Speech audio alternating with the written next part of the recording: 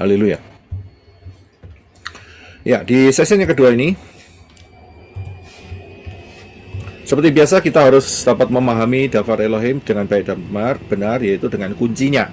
Kuncinya adalah akar pola Ibrani yang benar. Ya, inilah kuncinya. Nah, di dalam akar pola Ibrani yang benar, maka kita akan mendapatkan kekayaan yang luar biasa. Dan di luar akar pola Ibrani yang benar, itu melarat, miskin, tidak dapat apa-apa, hanya sedikit, dan tidak banyak yang bisa digali. Ya, puji Bapak Yahweh. Kita akan masuk di dalam session yang kedua mengenai kamu kena kusta, sadarkah? Saudara tahu bahwa penyakit kusta ini secara efektif pengobatannya itu ditemukan sekitar tahun 1940-an. Saudara bisa baca sendiri, saya ambil dari Wikipedia informationnya ini. Ya, jadi sebelum 1940 itu tidak ada cara yang efektif untuk menghancurkan yang namanya bakteri-bakteri lepra tadi, saudara. Ya. Jadi saudara bisa bayangkan 1940 ini baru loh, saudara. Ya. Belum sampai 80 tahun, saudara. Tapi kalau dilihat dari pembahasan kita, lepra ini sudah ada sejak zamannya Moshe. Sejak zamannya Moshe itu sekitar 1500 tahun plus sebelum Masehi, sebelum Yeshua, saudara. Itu sudah ada lepra. Dan baru saja ditemukannya 80 tahun yang lalu. Berarti selama hampir 6000 tahun ini penyakit kayak momok. Tahu momok ya? Ya, menakutkan, setan. Ya. Saudara bisa bayangkan kalau saja diambil ya jangka waktu dari Moshe. Padahal sebelumnya pasti sudah ada, saudara. Kalau diambil dari Moshe saja itu berarti sudah sekitar 3.500 tahun yang lalu. Dan Bapak Yahweh saat zaman Moshe 1.500 tahun sebelum Yeshua, ya, atau 3.500 tahun sebelum hari ini, itu sudah memberikan instruksi, ya, memberikan cara jika kalau ada orang kusta yang tahir disembuhkan. Loh, obatnya aja belum ada, saudara. Coba saudara pikir ya, renungkan ya. Obatnya itu masih nunggu 3.500 tahun ke depan. Tapi Bapak Yahweh sudah memberikan secara detail mengenai upacara pentahiran buat orang-orang yang kena kusta. Unik ya. Sangat unik sekali, saudara. Ya, sangat unik sekali. Penyakit yang satu ini. Obatnya nggak ada, tapi sudah dikasih tahu upacaranya. Dan di dalam sejarah kita bisa melihat, ya, beberapa orang yang kena kusta atau lepra itu disembuhkan. Salah satu contohnya itu adalah si Naaman. Itu saja pakai miracle, nggak pakai antibiotik, saudara. Saudara bisa bayangkan, ya. Nggak dikasih antibiotik sama si siapa itu namanya Elisa. Ini minum antibiotik selama 2 tahun, tak kasih obat antibiotik, enggak. Kan cuma dikasih perintah untuk mencelupkan tubuhnya di Sungai Yordan di Bet Avara 7 kali.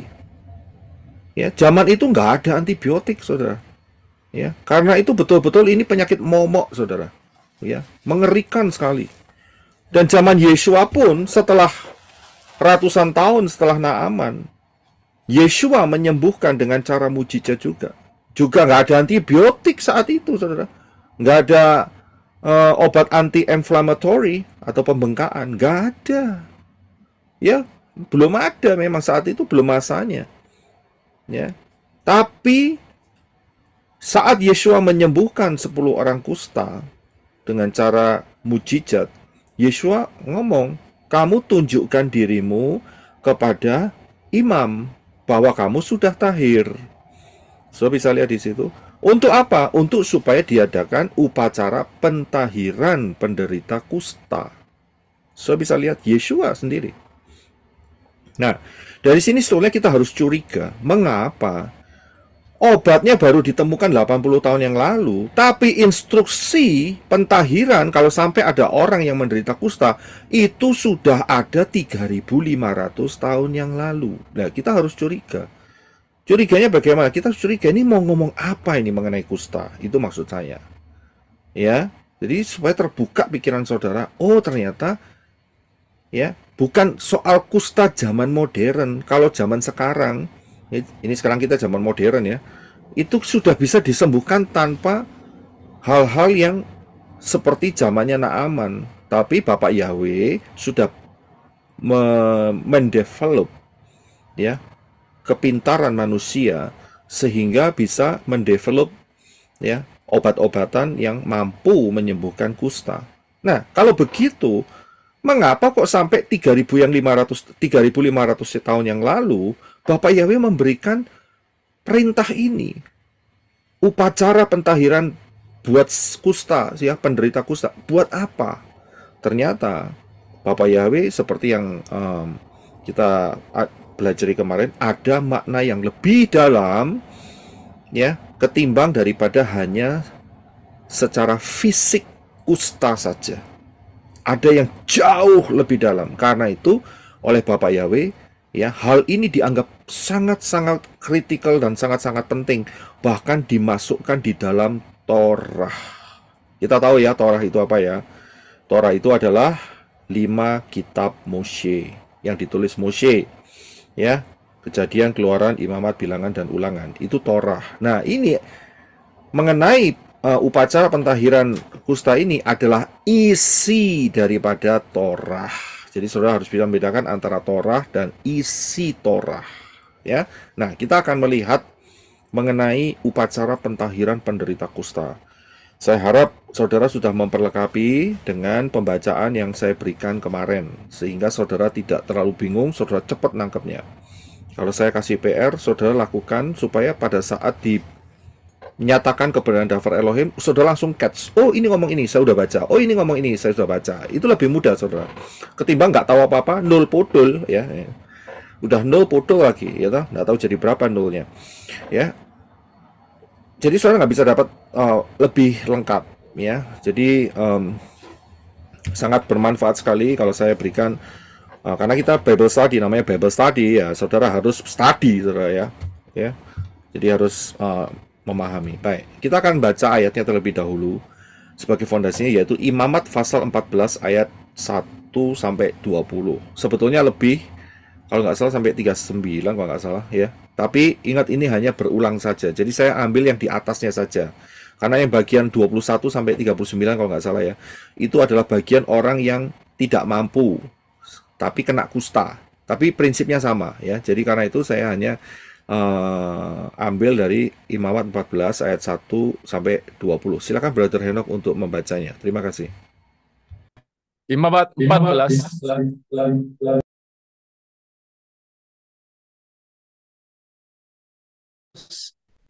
ayat 1. Itu ada yang dibuka itu, sorry. Ada 2 app yang dibuka. Tolong satu dimatiin. Terima kasih.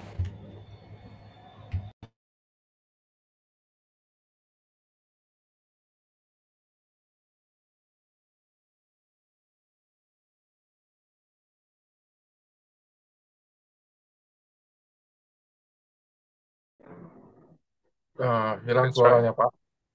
Oke. Imamat 14 ayat 1. Berfirmanlah Yahweh kepada Moshe dengan mengatakan, 2. Inilah Torah bagi mereka, bagi yang menderita kusta. Pada hari penahirannya, haruslah ia dibawa kepada imam. 3. Dan imam harus pergi keluar perkemahan untuk memeriksanya, dan apabila tanda penyakit kusta itu memang sudah disembuhkan dari yang menderita kusta itu. 4. Lalu haruslah imam memerintahkan supaya ia membawa 2 ekor burung yang hidup dan tahir, kayu aras dan kain krimisi, dan hisop untuk penahiran dirinya sendiri. 5. Dan haruslah imam memerintahkan supaya ia menyembelih seekor burung itu di atas bejana tanah liat di atas air yang mengalir.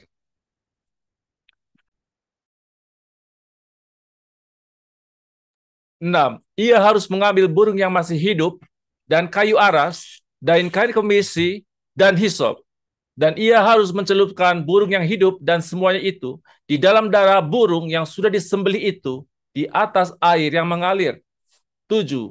Dan ia harus memercikannya ke atas orang yang menahirkan dirinya sendiri dari kusta itu sebanyak 7 kali dan menyatakannya tahir. Ia juga harus melepaskan burung yang masih hidup itu ke atas permukaan padang. 8. Orang yang menahirkan dirinya itu harus mencuci pakaiannya dan mencukur seluruh rambutnya dan mandi dengan air, dan ia pun tahir. Setelah itu ia harus masuk ke dalam perkemahan dan tinggal di bagian luar kemah itu selama 7 hari. 9. Pada hari yang ketujuh, haruslah ia mencukur seluruh rambut di kepalanya, dan janggutnya, dan alis matanya, dan seluruh bulunya, lalu mencuci pakaiannya, dan memandikan tubuhnya dengan air, dan ia pun tahir. 10. Pada hari yang ke-8, haruslah ia mengambil 2 ekor anak domba jantan yang sempurna tanpa cela, dan seekor anak domba betina berumur setahun yang sempurna tanpa cela, dan 3/10 bagian tepung terbaik persembahan sajian yang diolah dengan minyak serta 1 log minyak. 11. Dan imam yang menahirkan itu bersama-sama dengan orang yang akan menahirkan dirinya harus menempatkan diri di hadapan Yahweh di pintu kemah pertemuan. 12. Dan imam harus mengambil seekor anak domba jantan itu dan mempersembahkannya sebagai persembahan penebus salah dan 1 log minyak itu. Dan ia harus mengayun-ngayunkannya sebagai suatu persembahan ayunan di hadapan Yahweh. 13. Ia harus menyembelih anak domba jantan itu di tempat orang menyembelih persembahan penebus dosa dan persembahan bakaran di ruang kudus. Sebab seperti halnya persembahan penghapus dosa, persembahan penghapus salah itu adalah untuk imam, itulah persembahan maha kudus.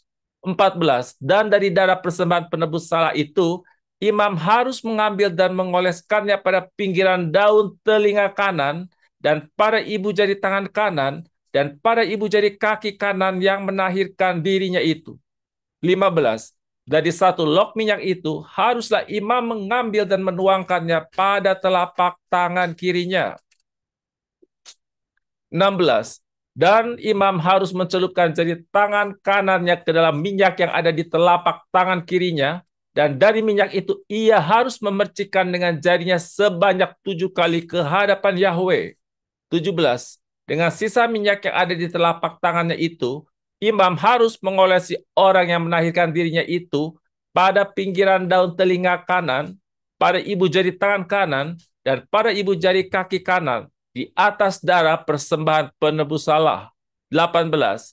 Dan haruslah imam menaruh minyak yang tersisa di telapak tangannya itu ke atas kepala orang yang menahirkan dirinya itu. Dan imam harus mengadakan penebusan baginya di hadapan Yahweh. 19. Imam harus membuat persembahan penghapus dosa dan harus mengadakan penebusan bagi dia yang ditahirkan dari kenajisannya itu.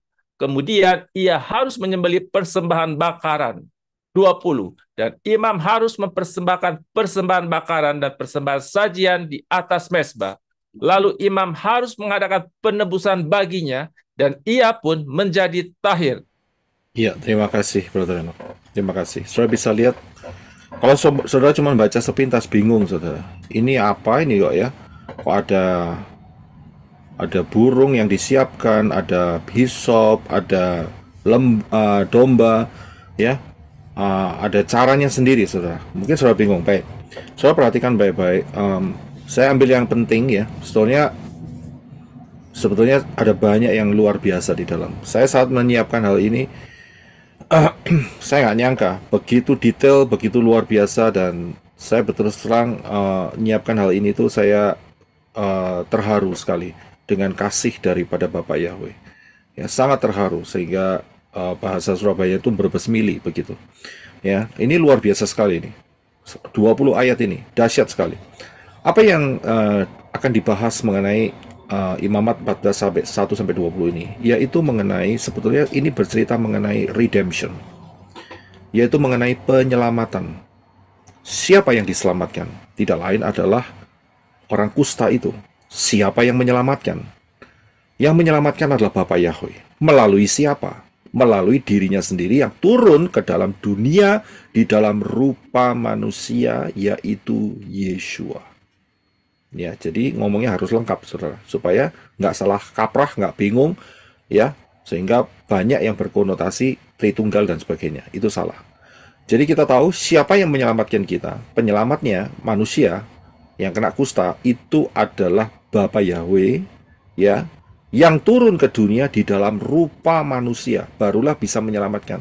Kalau Bapa Yahweh turun dalam bentuk roh, waduh, binasa manusia. Nggak ada satupun yang bisa memandang kemuliaan daripada Bapa Yahweh. Karena itu dia harus turun sebagai manusia, ya, serupa dengan manusia. Nah, jadi ini bercerita mengenai redemption atau penyelamatan. Saya akan bawa saudara sebentar sebelum masuk di dalam masalah kusta, supaya saudara paham bagaimana cara melihat kisah-kisah dalam Dafar Elohim, ya, dan berhubungan dengan yang namanya prophecy.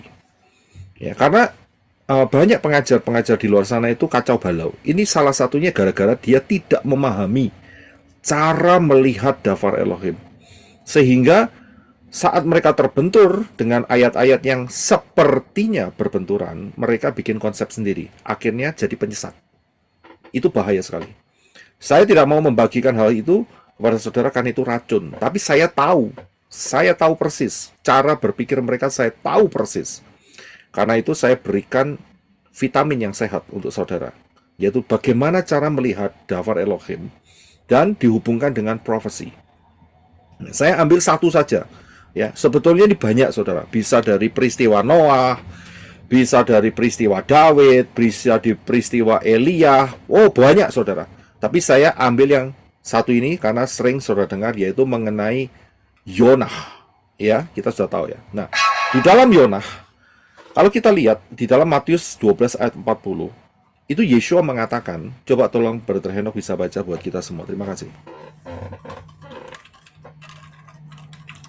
Sebab sebagaimana Yona berada di dalam perut ikan 3 hari dan 3 malam, demikianlah anak manusia akan berada di dalam perut bumi 3 hari dan 3 malam. Terima kasih. So, perhatikan.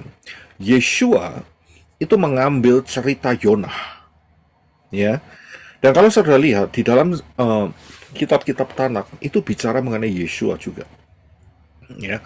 Mulai dari Kejadian, Keluaran, Imamat, Bilangan, terus sampai Maleaki, Sakaria, itu bicara tentang Yeshua. Nah, kalau kita lihat, kita ambil salah satu contohnya aja ya, mengenai Yonah. Yeshua mengatakan, kalau Yonah berada dalam perut ikan 3 hari 3 malam, anak manusia, yaitu Yeshua, akan berada di dalam perut bumi. Jadi yang satu perut ikan, yang satu perut bumi. Lamanya juga sama, 3 hari 3 malam. Kalau dia ngomong 3 hari 3 malam, 1 hari 24 jam, berarti 3 hari 3 malam totalnya adalah 72 jam. 24 dikali 3. Ya, paham ya? Ini penting sekali, saudara. Ya, masalah ini. Mengapa? Karena pengajar-pengajar di sana dilihat, karena Yeshua mengatakan dia seperti Yonah, maka mereka anggap 100% kayak Yonah Yeshua itu. Ngawur. Ya. Yeshua hanya mengambil 1 cuplik saja. Perhatikan, Yeshua hanya mengambil 1 momen saja dari seluruh hidup Yonah. Ya, hanya 1 momen saja. Begitu dalam kisah ini ya. Sebenarnya ada lagi momen yang lain yang dia ambil dari Yonah, yaitu mengenai 40 tahun Yonah me-warning atau menasihati ya kepada Niniwe kalau tidak dihancurkan. Tapi kita fokus yang di 3 hari 3 malam aja. Jadi Yeshua hanya mengambil persamaannya itu Yonah di perut ikan, sedangkan Yeshua nanti di perut bumi, lamanya sama, 3 hari 3 malam. Yonah 3 hari 3 malam di perut ikan, Yeshua 3 hari 3 malam di perut bumi. Kebanyakan yang di luar keliru. Kenapa? Diambil seluruhnya. Ingat loh, Yeshua tidak mengambil cerita di mana Yonah marah-marah sama Bapa Yahweh setelah Niniwe tidak jadi dibinasakan. Tidak diambil di situ. Ya, jadi paham di sini, jangan ngawur. Nah, kemudian Yesus juga tidak ngambil bahwa seperti Yonah dia melarikan diri dari hadapan Bapa Yahweh.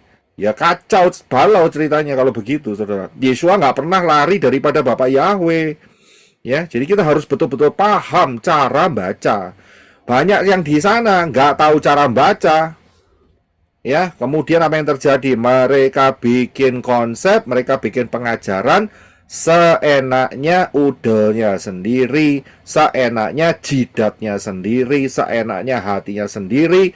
Ya, akhirnya jadi apa? Sarangnya roh-roh penyesat. Nah, itu dia. Mohon maaf sedikit kasar supaya orang-orang yang mendengar di luar sana itu tergugah. Jangan sampai mereka selalu percaya dengan omongannya, ya. Mereka pikir pengajar-pengajar hebat, tapi ternyata mereka hanya pakai konsep dirinya sendiri, memutarbalikkan fakta dafar Elohim. Ya, kalau memang mereka mau tersesat, biar tersesat sendiri. Tapi masalahnya dia khotbah itu menyesatkan orang banyak. Itu yang bikin hati itu rasanya orang ndak lagi mencari kebenaran disesatkan, kan ya, rodo igit-igitan gitu loh, saudara. Ya, sudah tahu jiwa minta kepingin diselamatkan, dikasih racun. Nah, itu kan meracuni, ya. Jadi saudara harus paham. Pengajar-pengajar di sana rata-rata seperti itu semua, saudara. Ya, rata-rata semua nggak ngerti konsep, ngomongnya seenaknya sendiri. Padahal titelnya itu kayak kereta api, saudara. Tapi nggak ngerti, heran gitu loh ya. Ya, jadi kita harus hati-hati dalam melihat dafar Elohim.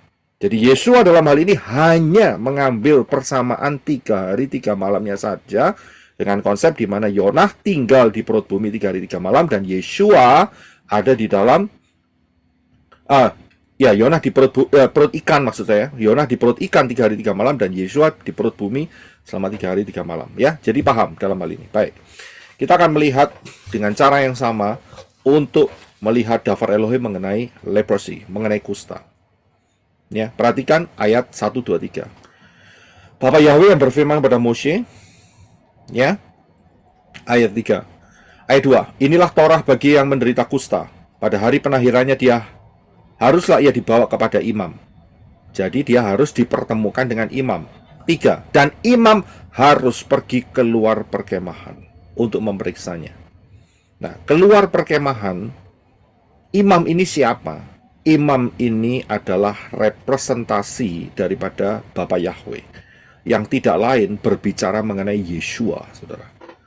Ya, jadi imam ini berbicara mengenai Yesua. Saya tidak ngomong imamnya adalah Yesua, ya, karena imamnya saat itu adalah Imam Lewi, ya. Tapi ini kan kita ngambil makna rohaninya. Nah, dari mana kita bisa melihat dia pergi harus keluar dari perkemahan? Perkemahannya di mana? Syamayim. Jadi Bapak Yahweh harus keluar dari Syamayim, ya, dan menjadi serupa dengan manusia, yaitu Yesua, supaya dia menjadi imam untuk ketemu dengan orang-orang kusta. Saya sudah ajarkan pengajaran yang luar biasa ini, yaitu di dalam Bereshit yang sebelah kanan. Mungkin banyak yang belum mengerti, saudara harus kembali ke pengajaran ini. Bereshit, nubuatan yang super dahsyat. Saudara akan diberkati dengan luar biasa, ya. Saudara dengarkan, saudara ulangi pengajaran ini, luar biasa sekali. Di mana Bapak Yahweh itu keluar dari Syamayim. Saya nggak bisa jelaskan secara detail, ya. Ya, Beth Resh, ya. Beth itu rumah, ya. Resh itu adalah kepala, yaitu Bapak Yahweh. Bapak Yahweh keluar dari Syamayim. Buat apa? Buat ketemu dengan orang kusta. Saudara bisa lihat, itu intinya di sana. Jadi perhatikan pengajaran Bereshit, nubuatannya super dahsyat. Jadi saat Bapak Yahweh keluar dari Syamayim, dia turun ke dunia di dalam rupa manusia, yaitu Yesua.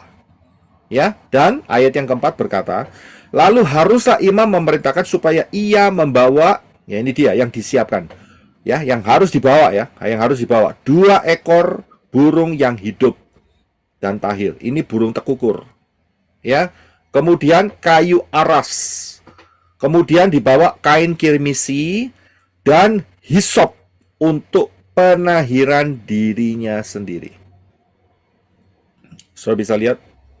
Jadi ini adalah hal-hal yang harus disediakan. Nah, kita akan melihat satu persatu. Ya. Kita akan melihat satu persatu.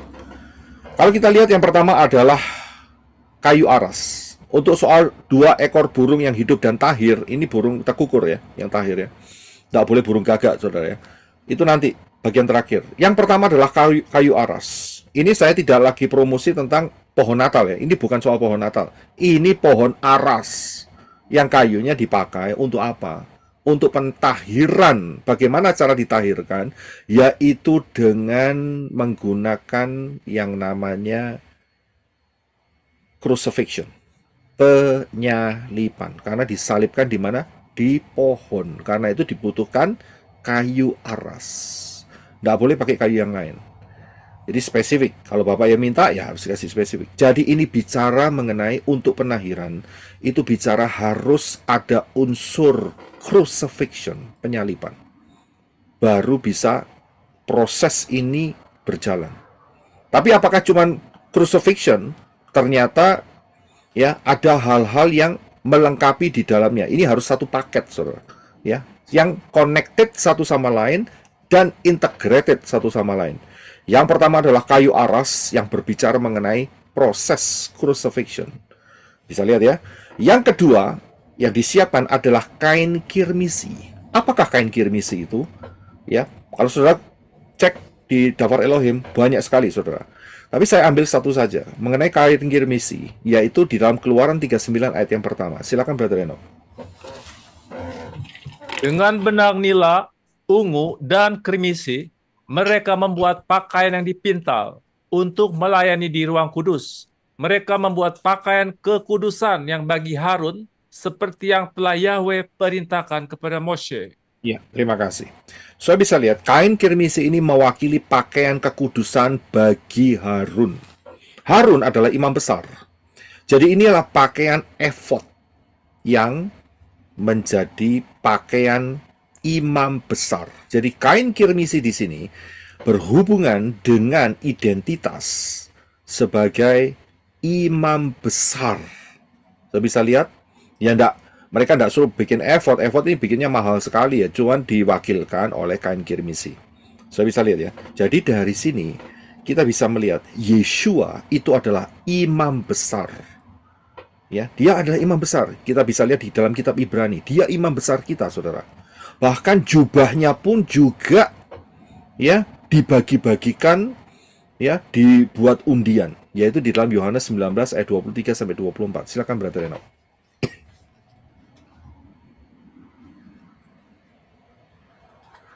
Kemudian ketika para prajurit itu menyalibkan Yeshua, mereka mengambil jubahnya dan menjadikannya 4 potong, 1 potong untuk setiap prajurit. Juga pakaiannya, tetapi pakaian itu tanpa jahitan, dari atas seluruhnya tenunan.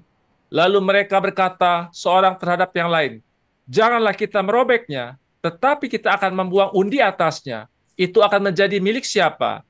Dengan demikian kitab suci dapat digenapi yang mengatakan, mereka membagi-bagikan jubahku di antara mereka, dan mereka melempar undi atas pakaianku. Memang kemudian para prajurit itu telah melakukan hal-hal itu. Ya, terima kasih. Jadi kalau saudara lihat di movie-movie yang merepresentasikan cerita mengenai Yeshua, dan juga di dalam yang diciptakan oleh dikarangkan oleh Mel Gibson itu ya, The Passion of Christ. Ingat ya, itu jadi nama ya. Jadi saya harus pakai Christ ya. Sebenarnya yang benar seharusnya adalah The Passion of Hamasiah, tapi mereka pakai The Passion of Christ. Kalau saudara lihat, di mana saat itu Yeshua jubahnya disobek, salah saudara. Keliru, ya karena apa? Tidak sesuai dengan Daftar Elohim. Ya, jubah ini sebetulnya adalah jubah mahal. Bajunya itu tanpa jahitan, berarti hanya 1 tenunan. Ini bajunya orang mahal. Kenapa? Kalau orang mahal pasti akan diundi. Kepingin siapa yang memiliki. Tapi kalau bajunya compang-camping udah disobek-sobek, siapa yang mau punya ya? Siapa yang mau memiliki? Ingat loh, prajurit Romawi itu nggak ngerti loh siapa ini Yeshua ini. Dia nggak ngerti kalau Yeshua adalah Bapak Yahweh sendiri dalam rupa manusia, nggak tahu. Yang dia lihat hanya jubah saja, yang jubahnya indah, ya. Dan mereka nggak kepingin kehilangan karena orang kehilangan jubah itu, ya. Karena apa ya? Mungkin dibuang. karena mempunyai value, mempunyai nilai. Ya, saat Yeshua ditelanjangi maka jubahnya diambil, begitu loh. Ya, jadi harus paham. Nah, saudara bisa melihat di sini, Yeshua adalah imam besar. Ya, imam besar, dan itu diwakili dengan kirmisi. Diwakili dengan apa? Kain kirmisi. Ya, oke. Jadi kita bisa melihat unsur-unsurnya. Yang pertama tadi adalah kayu aras, yaitu penyalipan. Yang kedua adalah kain kirmisi, yaitu imam besar. Yeshua sebagai imam besar. Ingat loh, Yeshua ini setelah maksudnya saat disalibkan, posisi dia adalah sebagai imam besar loh. Kenapa? Kita tahu bahwa imam besar yang Kayafas, ya, itu merobek jubahnya sendiri, merobek efodnya sendiri, karena itu tidak berlaku, ya, sehingga pindah ke Yeshua. Nah, hukumnya apa? Hukumnya adalah berdasarkan hukum Melkisedek, ya, saudara bisa paham soal itu. Yang berikutnya mengenai hisop. Hisop ini apa? Hisop ini sebetulnya tanaman, saudara. Ya, kalau saya lihat baca di bagian bawah, ini adalah tanaman untuk pengobatan. Ya, bisa jadi antioksidan untuk mengobati katarak, sakit jantung, stroke, ya, macam-macam. Jadi ini hisop ini tanaman. Dan uniknya ada satu peristiwa di mana saat Pesah hisop ini dipakai, yaitu dalam peristiwa ini, saudara. Di dalam Keluaran 12 ayat 22 dipakai hisop. Silakan Brother Enoch. Kamu harus mengambil seikat hisop dan mencelupkannya ke dalam darah yang ada dalam mangkuk dan menyapukannya pada ambang atas dan kedua tiangnya. Janganlah seorang pun keluar dari pintu rumahnya sampai pagi. Ya, terima kasih. So, bisa melihat, padahal daerah di di Mesir, Misraim saat itu, saat Israel diperbudak saat itu mereka ada banyak jerami. Karena jerami itu dipakai untuk membakar, membuat batu bata. Ya, kita tahu ya. Saudara bisa baca di kitab Keluaran. Tapi saat peristiwa Pesah, Bapak Yahweh tidak menginstruksikan pakailah jerami. Tidak. Tapi pakai hisop. Ya. Padahal hisop ini kita tadi lihat dia di atas, ini adalah tanaman yang sangat bermanfaat sekali untuk menyembuhkan. Ya, dan ini maknanya luar biasa, saudara. Maknanya luar biasa. Inilah makna penyembuhan. Dari mana kita bisa disembuhkan? Dari kusta. Ya. Yaitu dari satu peristiwa, yaitu peristiwa scourging. Siapa tahu peristiwa scourging? Yang bisa bahasa Inggris jangan kasih tahu. Saudara tahu nggak apa itu peristiwa scourging? Jadi yang tidak boleh menjawab adalah Brother Daniel dan tim Arizona. Tidak boleh kasih jawaban. Apa itu scourging? Tahu nggak scourging? Menyesah ya Pak Yusuf. Bahasa Indonesianya itu cuma menyesah. Penyesahan. Ya, dulu Menyesah. ya, terima kasih. Dulu saya berpikir menyesah, cuman menyesah begitu apa sih artinya? Ternyata scourging ini mengerikan, saudara. Ya, satu peristiwa yang sangat mengerikan. Mengapa? Saya akan berikan gambarnya ya, supaya saudara bisa lihat ya.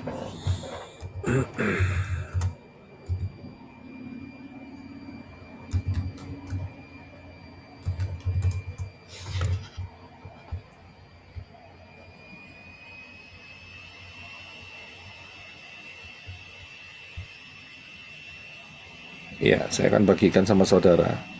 Orang Roma itu dia pakai satu alat, ya, yang juga disebut sebagai flagrum, ya. Dan alat ini dibuat untuk supaya penjahat tuh ngaku. Contohnya begitu, untuk mengaku. Ini dia alatnya. Saya bisa lihat, ya. Untuk ngaku supaya dia mengakui. Biasanya dia dipukul sampai 40 kali pukulan. Bayangin saudara, di ujung-ujungnya daripada tali itu ada besi-besi tajam di situ.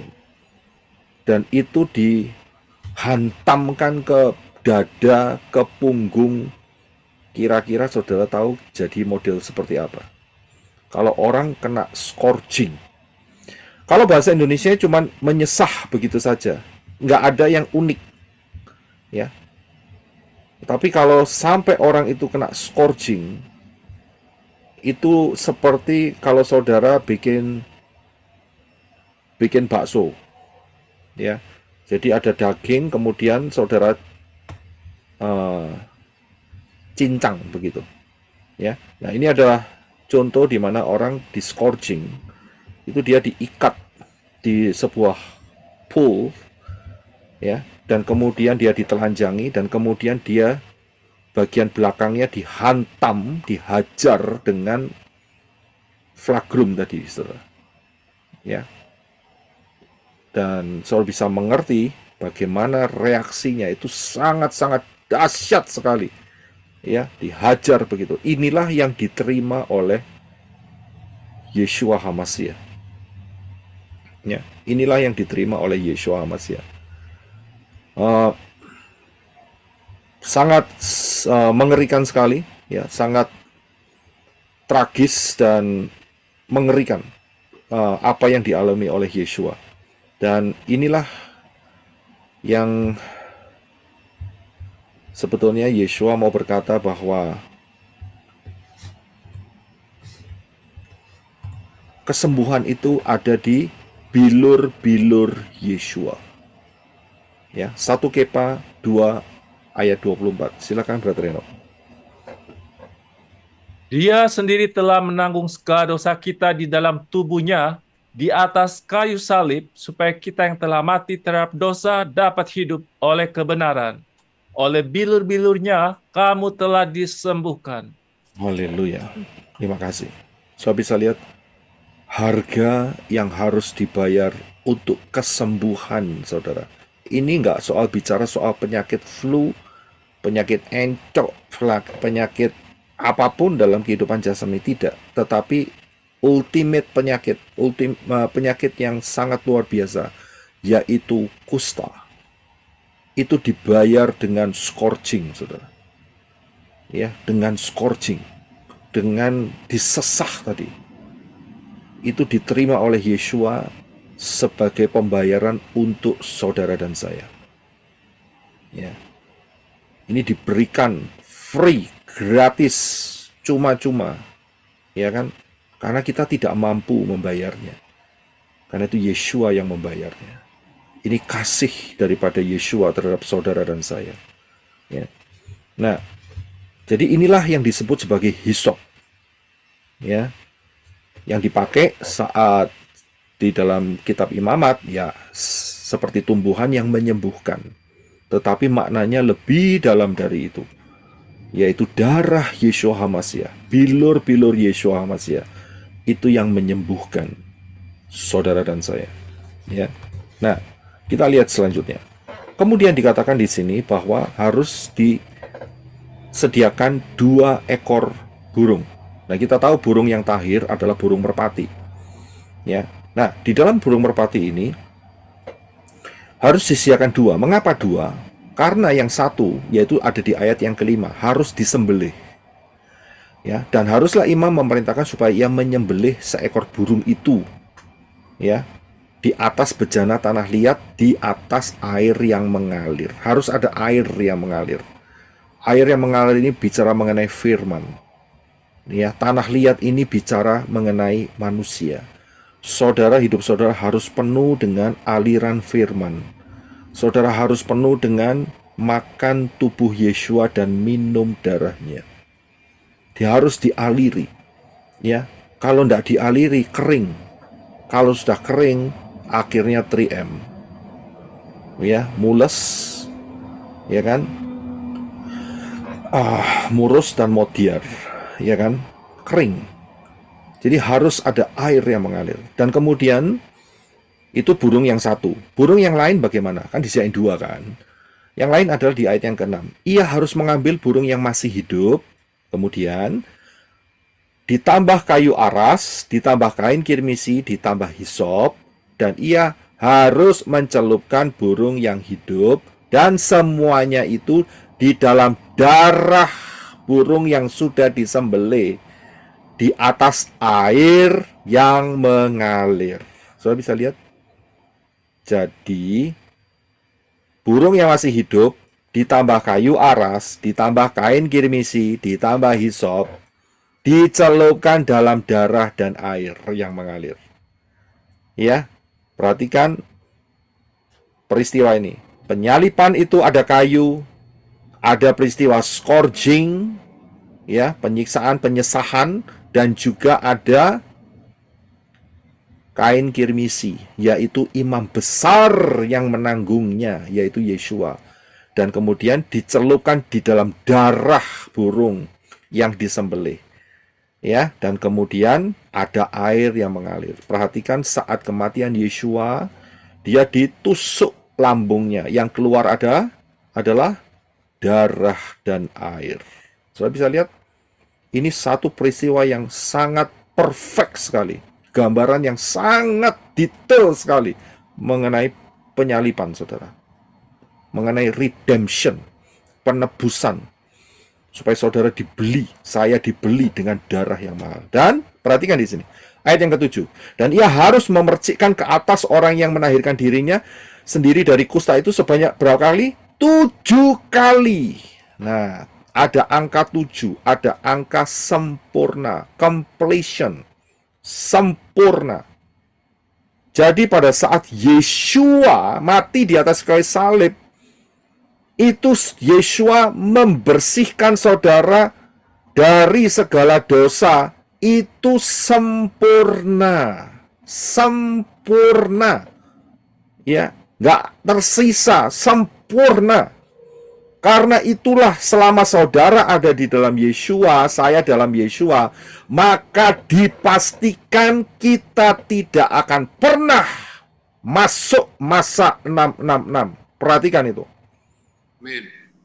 Kalau ada yang mengajarkan bahwa pengikut Bapak Yahweh dalam Yeshua HaMashiach harus disucikan, dimurnikan, diuji, ya, di dalam masa 666, itu namanya mereka itu pengajar-pengajar yang menghina darah Yeshua.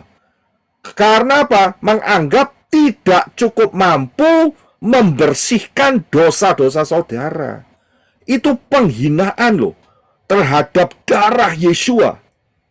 Penghinaan terhadap karya keselamatan Bapak Yahweh yang sudah discourging, yang sudah ditelanjangi, yang sudah dipaku tangan kakinya, yang sudah dikenakan mahkota duri, yang sudah dilembing, yang mati.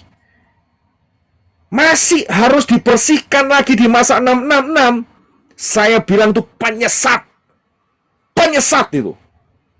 Betul-betul penyesat. Karena apa? Menghina karya keselamatan Bapak Yahweh. Lah kalau menghina mau ngomong apa lagi? Apa ngomong, oh nggak apa-apa, dengerin aja, itu nggak apa-apa. Itu saya membunuh saudara kalau saya mengatakan seperti demikian. Tidak. Saya tidak mau katakan itu. Saya katakan itu channel menyesatkan. Itu pengajaran, itu menyesatkan. Itu pengajar-pengajar penyesatan. Kalau saudara mau masih ikut sama mereka, silahkan rasakan nanti. Ya, kalau bisa masuk dengan masa 666 itu kira-kira modelnya kayak apa. Ya, untung-untung kalau masih bisa masuk dalam kriteria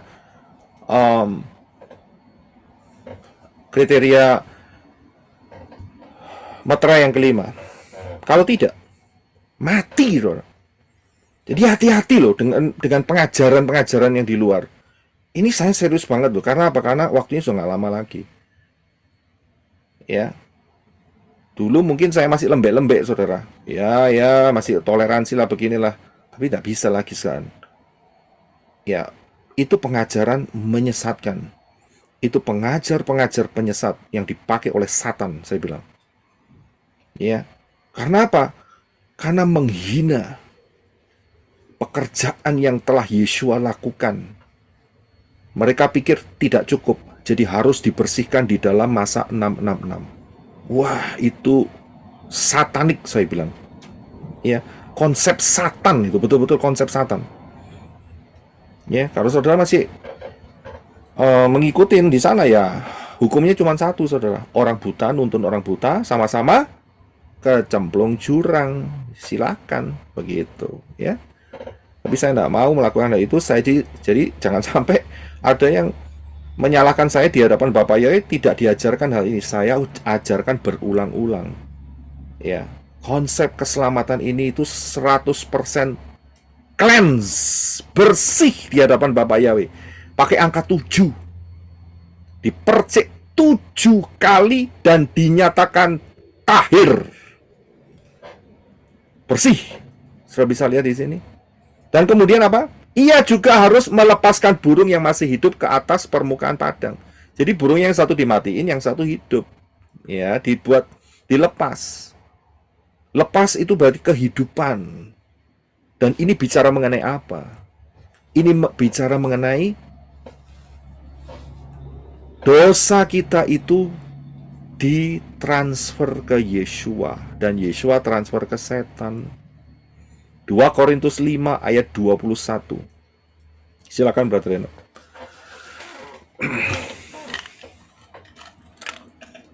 Dia yang tidak mengenal dosa telah dibuatnya menjadi dosa karena kita, supaya dalam dia kita dibenarkan oleh Elohim.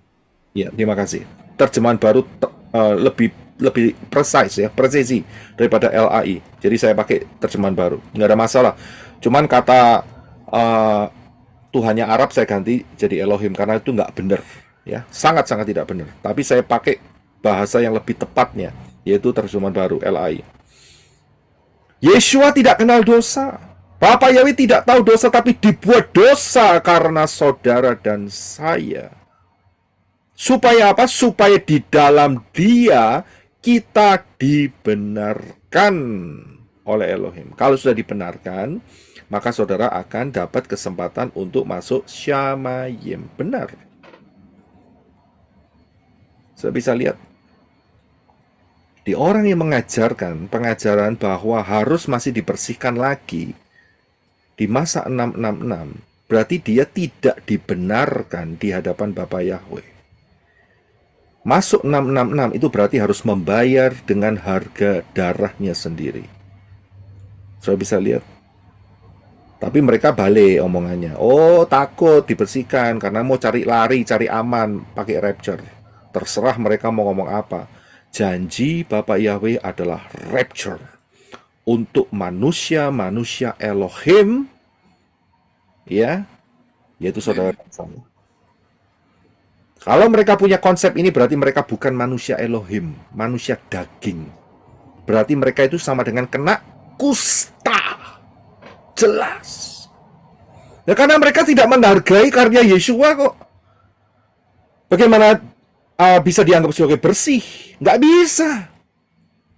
Berarti mereka kena kusta. Tapi pakai atributnya. Atributnya pola akar Ibrani, talit, kepa, ya, baptis nama Bapak Yahweh, nama Yeshua. Ingat, itu tidak menyelamatkan. Karena apa? Karena itu hanya langkah awal. Ya. Kalau menyelamatkan itu saat terima Bapak Yahweh dalam Yeshua, kemudian terima baptisan, keluar kolam baptisan, disambar petir, ditabrak truk, meletet, tahu ya meletet ya, penyet, ya, gepeng, ya. Nah, itu baru masuk langsung Shamayim. Tapi nggak dapat apa-apa, nggak ada rewards, karena belum melakukan apa-apa, asal selamat. Saya bisa lihat. Jadi baptisan, percaya Bapak Yahweh dalam Yeshua HaMashiach, ya, itu langkah awal. Dafar Elohim mengatakan, dimulai dari roh tapi berakhir di dalam daging. Berarti dalam kedagingan. Kalau sudah dalam kedagingan, Dafar Elohim juga bilang, keinginan daging bertentangan dengan keinginan roh. Berarti tidak akan masuk di tempatnya roh, yaitu Ruah Yahweh Elohim. Maksudnya di mana? Tempatnya 3M, mate, mampus, modiar. Di mana itu? Yaitu di Gehenna, lautan api. Ya, jadi harus paham. Harus paham. Dafar Elohim itu jelas banget, saudara. Jelas banget dan sederhana. Jadi kita harus tahu prinsip ini, yaitu burung yang dimatikan itu adalah kematian Yeshua, dan burung yang dilepaskan itu adalah kehidupan, di mana Yeshua mengenakan tubuh kemuliaan. Nah, inilah cerita mengenai baptisan di dalam nama yang benar, yaitu hidup kita yang lama dikubur dan kemudian kita dibangkitkan. Saya bisa lihat dikubur dalam air. Jadi baptis itu nggak dipercik, kubur dalam air. Filipi 3:10, silakan Brother Enoch.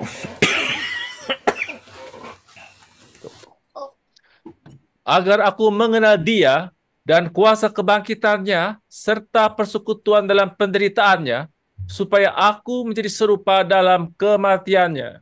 Haleluya, terima kasih. Saya bisa lihat di sini ada kuasa kematian dan kuasa kebangkitan.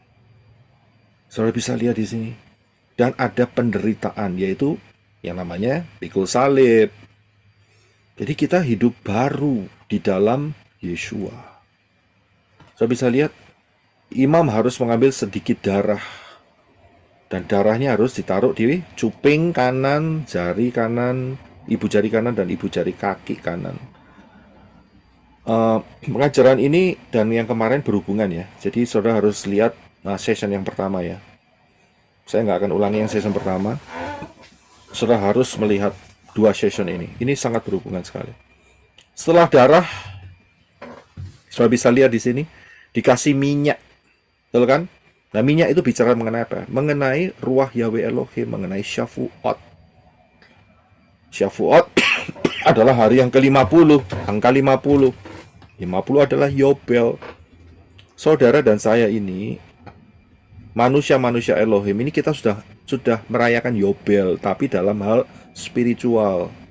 Inside kita, dalam kita itu Yobel. Kita udah bebas. Kita tidak lagi dibelenggu. Kita bebas. Bebas itu bukan berarti bebas saenake udele gitu ya, saenake sendiri ya, saenake sakarepe sendiri atau saenake jidatnya sendiri ya, seenaknya pikirannya sendiri melakukan apa saja. Tidak, itu ngawur. Ya, itu pengajarannya Yunani itu ngawur. Freedom, ngawur. Freedom, kebebasan di sini adalah dibebaskan dari belenggu-belenggu kedagingan, dosa. Untuk apa? Untuk menjadi mempelai Yeshua Mashiach, melayani Bapa Yahweh, bukan seenaknya sendiri. Ya, pengajaran Yunani itu kan kacau, ya kan? Yang penting sudah diselamatkan dan kamu sudah dibebaskan, sudah bebas seenaknya sendiri. Wopoai bisa dikerjain. Apa yang terjadi? Kacau balau. Tidak begitu, ya. Torahe dibuang, akhirnya ya itu, ya, laki sama laki kumpul, ya, kebo dengan kebo kumpul, sapi dengan sapi kumpul, begitu, ya kan? Sakaru-karuan. Jadi saudara harus paham, ada darah Yeshua, ada minyak juga. Ya, ini berbicara mengenai ruah Yahweh Elohim. Kemarin kita sudah dapat. Dan kemudian ya, di ayat yang ke-12, ayat 11 ya. Ini agak saya lompatin sedikit, tapi saudara ikutin aja penjelasannya. Soalnya lihat ya, di ayat 11, saya akan bacakan sebentar. Dan imam yang menahirkan itu bersama-sama dengan orang yang akan menahirkan dirinya harus menempatkan diri di hadapan Yahweh. Jadi di sini ada 3 unsur, saudara. Yang pertama adalah Yahweh, yang kedua adalah imam, yang ketiga adalah orang yang tahir. Saudara bisa lihat orang yang bekasnya orang kusta, ada 3. Siapakah yang akan menjadi pembela kita di hadapan Bapa Yahweh? Tidak lain adalah imam kita, imam besar kita, yaitu Yeshua. Ayat 11 ini jelas sekali. Ini berhubungan dengan Ibrani. Kita punya imam besar, yaitu Yeshua, yang akan mendampingi kita, yang akan mendampingi saudara dan saya untuk selama-lamanya. Saya bisa lihat luar biasa. Ini kasih Bapak Yahweh. Kita tidak sendiri, saudara tidak sendiri. Ya, saudara tidak sendiri dalam menghadapi peperangan spiritual melawan apa saja, melawan kedagingan, melawan santet, melawan apa saja, gendam, melawan apa itu namanya? Apa itu namanya? Pelet, ya. Saudara tidak sendirian. Asalkan saudara mau ditemani sama Yeshua. Lah nek lari-lari terus, ya tanggungan dewe begitu loh, tanggung sendiri.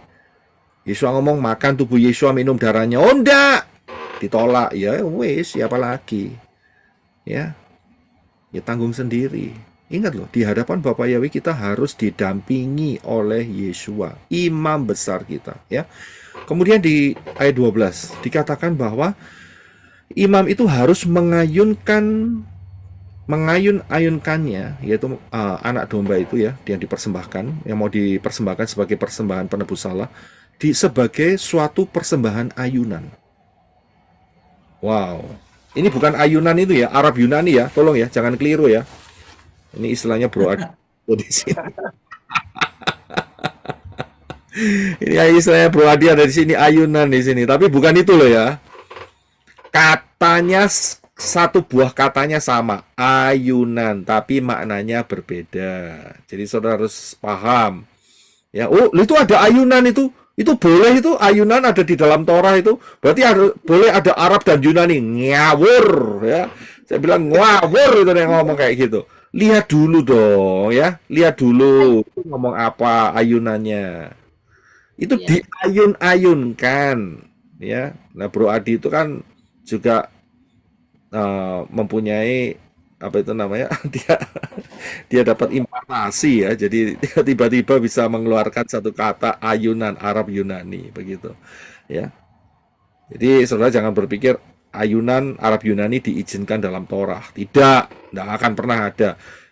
Kenapa diayun-ayunkan? Ini cerita tentang apa? Siapa yang mau coba jawab? Angkat tangan deh kalau jawab, jadi nggak tabrakan suaranya. Kenapa anak domba itu harus diayunkan? Jadi diayunkan. Jadi ayatnya begitu kan? Siapa yang mau jawab? Kenapa kok harus diayunkan? Ada yang paham nggak? Unik sih memang. Anak domba diangkat, diayun-ayun gini. Lucu ya? Ibadahnya dulu itu kan gitu kan, diayun-ayun. Ya. Kenapa kok diayun-ayunkan? Ya. Siapa yang mau berani mencoba untuk menjawab? Mengapa diayun-ayunkan anak domba itu yang mau dipersembahkan? Ya, silakan Brisco. Kalau tidak salah sih untuk persembahan kan sebagai tanda-tanda persembahan kayak gini. Oh ya. Kalau itu kan kalau yang namanya Brisco itu mengayunkan tangan gini, pai-pai itu namanya. Ini nggak ada hubungannya dengan pai-pai, saudara. Nanti terima angpau begini ya. Nah, bukan itu, saudara. Jadi ini nggak ada namanya hubungannya dengan cukok sinian ya, dengan Imlek. Iya. Nggak ada. Ya, nggak ada. Oke, terima kasih Brisco. Silakan Bro Desmond. Supaya anak dombanya tidak teriak-teriak, Pak, nggak nangis, nggak kabur gitu, Pak, lebih tenang gitu dombanya, Oh, jadi diayun-ayun kayak baby gitu, diayun-ayun gitu ya.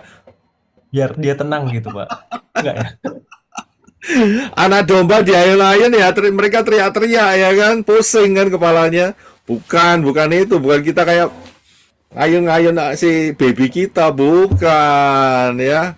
Ini unik saudara, nggak semua peristiwa harus diayun-ayunkan, tapi dalam peristiwa ini diayun-ayunkan. Diayun-ayunkan. Ya, dipersembahkan pada Bapak Yahweh, kemudian diunjukkan, diayun-ayunkan gini. Oke, nggak ada yang bisa jawab. Oke lah, puji Bapak Yahweh. Saya akan lanjutkan dengan jawabannya. Kenapa diayun-ayunkan itu? Karena ini saudara. Yaitu sebagai peringatan Yom Habikurim. Karena di dalam peristiwa Yom Habikurim, apa itu Yom Habikurim? Buah sulung. Buah sulung, perayaan buah sulung itu harus diayun-ayunkan. Sudah bisa lihat. Dan ini bicara mengenai apa buah sulung? Yaitu mengenai tubuh kemuliaan. Luar biasa nggak? Ya, jadi suatu peringatan di hadapan Bapa Yahweh untuk pentahiran orang-orang kusta itu ada unsur kedepannya, yaitu mengenai tubuh kemuliaan. Saudara perhatikan dua pengajaran saya, tubuh kemuliaan dan tebus tubuh. Belajar, saudara. Perhatikan dua pengajaran ini memberkati saudara sekalian. Karena saudara akan ngalami, saya akan ngalami. Kita harus tahu konsepnya. Kita harus paham apa yang menjadi janji daripada Bapa Yahweh. Karena itu, tubuh kusta akan dijadikan tubuh kemuliaan. Siapa yang nggak mau? Siapa yang nggak bersyukur, saudara? Tubuh kusta, tangannya hilang, jarinya hilang, alisnya hilang, kena jadi buta. Dijadikan tubuh kemuliaan segambar dan serupa dengan Elohim. Karena itulah dalam kitab Kejadian Bapa Yahweh mengatakan, marilah kita menjadikan manusia segambar dan serupa dengan kita. Itu bukan berarti ada 3 Elohimnya, tidak. Ini sebuah planning masa depan untuk tubuh kemuliaan saudara dan saya. Saudara bisa lihat? Tapi salah konsep si Yunani itu. Oh, ada Bapak, ya, ada anak, ada roh, 3 pribadi menjadi satu, diudek-udek es campur. Tidak demikian. Bapak Yahweh itu ngomong soal marilah kita menjadikan manusia segambar dan serupa dengan kita, itu untuk manusia yang satu kali nanti akan dijadikan levelnya dengan tubuh kemuliaan sama seperti Yeshua. Yeshua sendiri pakai tubuh kemuliaan dan Yeshua sendiri adalah Bapa Yahweh yang turun sebagai manusia. Saya bisa lihat konsepnya, luar biasa. Karena itu, ya, jangan pernah ada orang yang GR, ya. Kemarin sudah tahu ya, GR atau PD. Pak, saya sudah sejak kecil, ya, tidak kena addiction, ya, sama sekali. Juga saya dari kecil nggak pernah makan kura-kura, nggak pernah makan, ya, burung gagak, nggak pernah makan bekecot, ya, kepiting, cumi-cumi, babi, nggak pernah, sudah kecil. Saya bilang jangan GR, ya, jangan percaya diri, jangan GR. Karena apa? Di hadapan Bapa Yahweh semua manusia kena kusta. Ayune kaya apa, gantenge kaya apa, podo ae di hadapan Bapa Yahweh kusta. Sudah bisa lihat bintang film, ya kan? Bulan film, matahari film, ya kan? Itu semua kena kusta semua. Semua yang di luar Bapa Yahweh kena kusta. Tangannya keting semua, jarine meroto semua, ya, kusta semua. Spirit kusta itu di sana. Hanya ada satu tempat di mana kita tidak lagi kena kusta, yaitu pentahiran dan mengenakan Yeshua HaMashiach. Kita dinyatakan tahir. Roma 13 ayat 14. Silakan Brother Enoch. Tetapi kenakanlah Tuhan Yeshua HaMashiach, dan janganlah menjadikan angan-angan kedagingan sebagai hasrat. Tetapi kenakanlah Tuhan Yeshua HaMashiach sebagai perlengkapan senjata terang, dan janganlah merawat tubuhmu untuk memuaskan keinginannya. Terima kasih. Saya bisa lihat, jangan pede selama saudara, ya, tidak di dalam Bapa Yahweh, dalam Yeshua HaMashiach. Semua itu kusta. Addiction itu kusta, ya.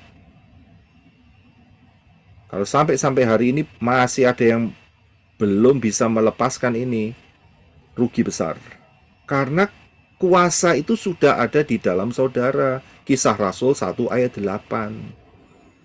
Ya, Kisah Rasul 1 ayat 8, kuasa ruah Yahweh Elohim itu sudah tinggal dalam hidup saudara. Saudara manusia-manusia Elohim, tidak boleh ada addiction, tidak boleh. Lepaskan itu semua. Perjudian, minum-minuman, obat-obatan, ya, sabu-sabu.